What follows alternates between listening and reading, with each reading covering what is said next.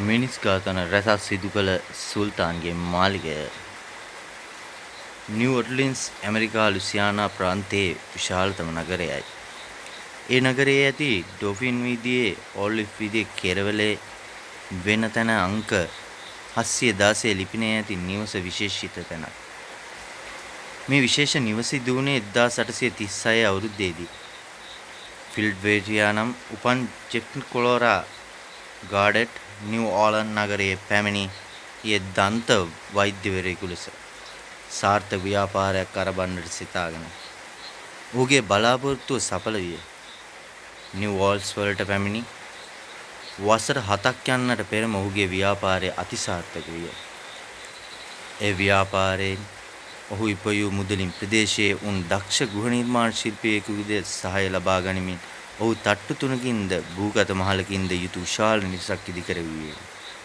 ඩොෆින් නීදියෝ ඕලන්ස් වීදියේ කෙරවලේ වෙනම තැනක අංක 716 යන ස්ථානයේ ඉදුවේ මේ නිවසේ.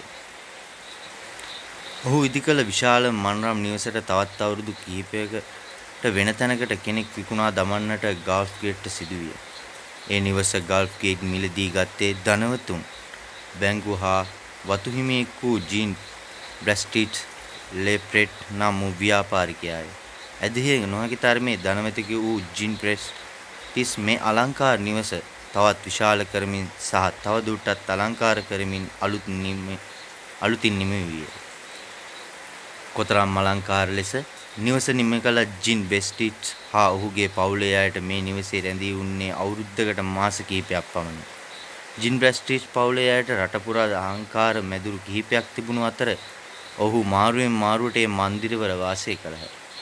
1860 දී ඇමරිකානු සිවිල් යුද්ධය එළඹෙන විට රටේ ආර්ථික තත්ත්වය ව්‍යාකූල විය.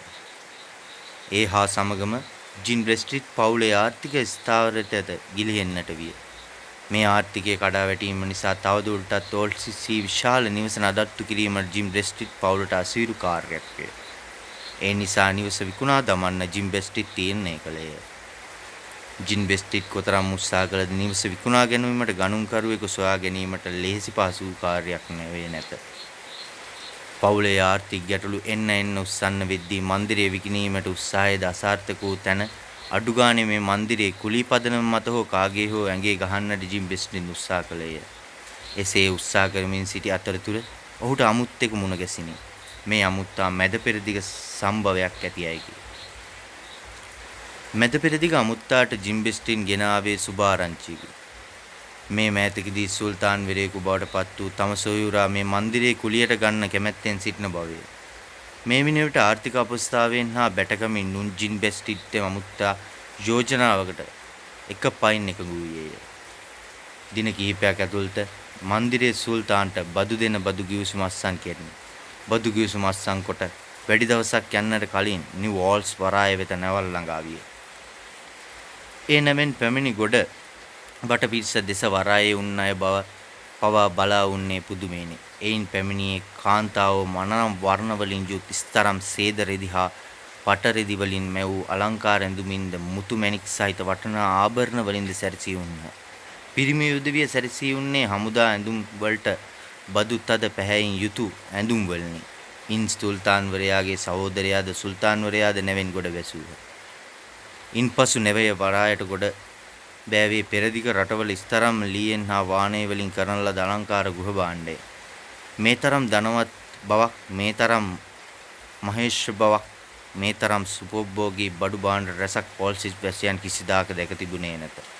නැවෙන්නා අමුත්තාද සුපෝභෝගී භාණ්ඩ පැමිණියේ ඕල්සිසි ඩොල්ෆින් වීදියේ අංක 716 දරන මන්දිරයට.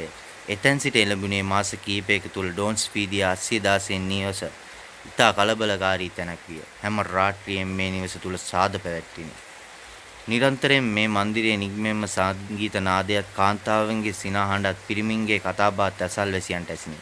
මන්දිරයේ පිටත හබා ගියේ ප්‍රණීත ආහාර සුවඳත් මිහිරි සිනහ කතා හඬත් තුල දැවටුයි තිබුණේ සන්තෝෂයේ සලකුණු පමණි. මේ මන්දිරයේ දිනපතා පැවැත්වුණේ උත්කර්ෂවත් සාදවලට කිසි දිනක එක් නිව් ඕල්ස් වැසියෙකුට ආරාධනා ලැබුණේ නැත. මේ විනුවට නිව් ඕල්ස් වැසියන් මේ මන්දිරයේ සුල්තාන් මාලිගාව කියන්න පටන්ගෙන තිබුණ වචනයෙන් පරිසමාප්ත අර්ථයෙන් මේ මාලිගාවක්ම විය. අසල්වැසියෙකුට හෝනි වෝල්ස් නගරයේ කිසිදු වැසියෙකුට සුල්තාන් මාලිගාවට ඇතුල් වීමට අවසර ලැබුණේ නැත. මාලිගාවට සැපෙන එදින සැපයුම් මාලිගාවේ දොර අසල තබා යා යුතුය. ඒ සියලු සැපයුම් වලට පසුදා උදෑසන නෝර්දා රත්තරණින් ගෙවීම් සිදු කරනු ලැබේ. එක් රාත්‍රියක් නිව් වෝල්කර්ස් ප්‍රදේශයේ දැඩි කුණාටුවකට මුහුණ දෙන්න සිදුවිය. එක දිගටම ඇදහැල්න වර්ෂාපතනය බීසුන් ලෙස හමාගේ කුණාටුවත් නිසා එදා රැ නිව් වෝල්කර්ස් වැසියන්ට කිසි දිනක නිවස් එළියට බැස්සේ නැත. සියල්ලෝම නිවස තුළට වී දොරවල් වසා උන්න. පසුදා උදෑසන වෙන විට වැස්සත් පායා කුණාටුවත් නතර වී සියල්ල සංසුන් බවට පත් වී තිබිණි.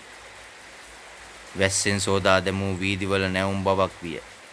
එක් ඕල්සර්ස් වැසියෙක් ඒ නැවුම් බවත් වෙන මිහිරියේ ඩොෆින් වීදියේ දිගේ ඇවිද යමින් උන්හ. වීදියේ කෙළවර එක් තැනකට දුටු දසුනින් ඔහු ඉන්ද ගැස්සුවා මෙන් නැවතිනි.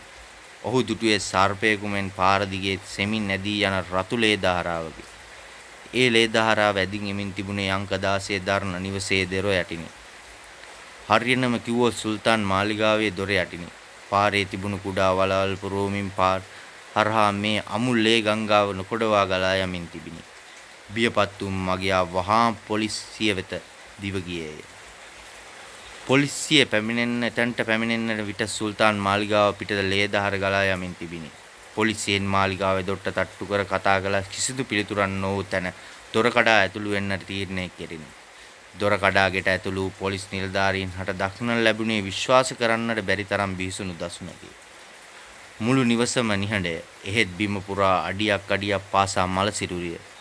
නිකන් නික්මෙන මල සිරුරු නො බිහිසුණු ලෙස කපා කොටා විකෘති කරන ලද ලෙස මල සිරුරුය. සිරුරු වලින් ඒවා වෙන් කර විසිකර දැමූ අත්පා බෙලි තැන තැනය. ඒවා මොනතරම් සිරුරු වලට අයිති ඒවායි සොයා ගන්නට නොහැකි තරම් නිවස බිත්තිය පුරා විසිරී ලේ පැල්ලම්මි. මේ සියල්ලටම වඩා බිහිසුණු දර්ශන නිවසේ මැද මිදුලෙහි විය. පෙරදා රාත්‍රියේ වැස්සෙන් මැද මිදුලෙහි පසබුරුල් වී මඩ වී තිබිනි. ඒ බුරුල් පසේ ඉහළට එක් මිනිස් සතක් එසවී තිබිනි. ජීවිතේ බේරා ගන්නට දරන අසීරු වායමකට ආසය පෙන්වන අයුරින් අතේ ඇඟිලි විහිදා තිබිනි. ඒ අත සුල්තාන්වරයාගේය. සුල්තාන්වරයා මැද මිදුලේ පණ පිටින් වල දමා තිබිනි. මේසා බීසුණු මිනිස් ඝාතන රැසක් සිදු කළේ කවුරුන්ද? මුළු ඩොල්ෆින් වීදියේම ලේවිලක් බවට පත් කළේ කවුරුන්ද? ඒ කිසිදා කිසිවෙකුට සොයා ගන්නට නොහැකි අභිරහසක් විය. සැකේ යොමු වූයේ සුල්තාන් සහෝදරයා වෙතය. ඒ මැදුරෙහි වූ මල්සිරුරු අතර සුල්තාන්වරයාගේ සහෝදරයාගේ මල්සිරුරු හමු නොවූ බැවිනි. පවුලේ දේපළ වලට සහ සුල්තාන් තනතුරට කෑදර ඔහු මේ තම සොයුරා පිරිවරස් සමග මරන්නට ඇතැයි සැකපමණක් ඉතිරි විය. එයින් පසු සුල්තාන් මැදිරි වී දිර මිලදීගත් සියලු දෙනාට අద్භූත අත්දැකීම් වලට මුහුණ දෙන්න සිදුවිය. බොහෝ අය කීවේ සුල්තාන්වරයාගේ අවතාරය මැදුරේ තවමත් සැරසරන බවයි. ඇමරිකාවේ වැඩිපුරම අද්භූත බලවේග පිරුණු තැන්වලින් ලෙසින් නිව් වෝල්කර්ස් සුල්තාන් මාලිගාව ප්‍රකට විය. ඇතැම් පවසන්නේ මේ කතාව අනෙක් අයට නාගරික වෘත්තයක් මෙන් නිර්මාණය කරන ලද කතාවක් බවයි. කෙසේ වෙතත් සුල්තාන් මාලිගාව නරඹන අද්භූත අත්දැකීම් වලට කැමති සංචාරකින් හා පර්යේෂකින් අදට ටෝල්ස් වීදිය ඩොල්ෆින් වීදිය නිරන්තරයෙන්ම පිරී පවතී. මෙතෙක් ලෝකයේ වැඩි වශයෙන්ම ඡායාරූපගත වූ මන්දිරය වනුයේ ඇමරිකාවේ බිහිසුණු ඉතිහාසයක් ඇති මන්දිරයක් වන මේ සුල්තාන් මාලිගාවයි.